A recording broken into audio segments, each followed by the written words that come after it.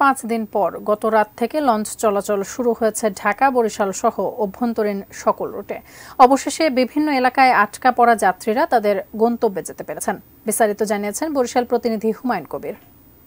5 দিন বন্ধ থাকার পর ঢাকা বরিশাল সহ বরিশালের দূরপাল্লার লঞ্চ চলাচল শুরু হয়েছে। গতকাল বরিশাল থেকে একটি মাত্র লঞ্চ ছেড়ে গেছে 8:30টায়, পোর্ট অফিসার জানিয়েছেন। তবে যাত্রীর সংখ্যা কম।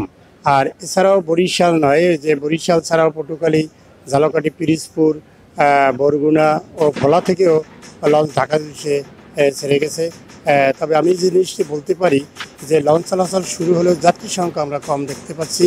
এবং গতকাল বরিশাল থেকে ঢাকা থেকে কিন্তু সরাসরি কোনো লঞ্চ বরিশালে আসেনি। একটি মাত্র লঞ্চ ফারান, যেটি বরিশাল ঢাকা থেকে ছেড়ে ঝালকাঠি গিয়েছে এবং ওই লঞ্চটি এখানে ঘাট দিয়ে যাত্রীদের এখানে নামিয়ে দিয়েছে।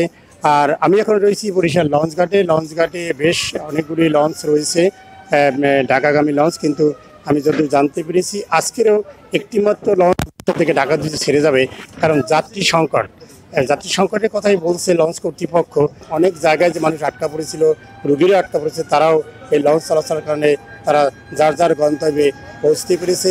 এই ছিল আমার কাছে যে বরিশাল ঢাকা সহ বরিশালের দূরপাল্লা রুটে লঞ্চ চলাচল শুরু হয়েছে তার সর্বশেষ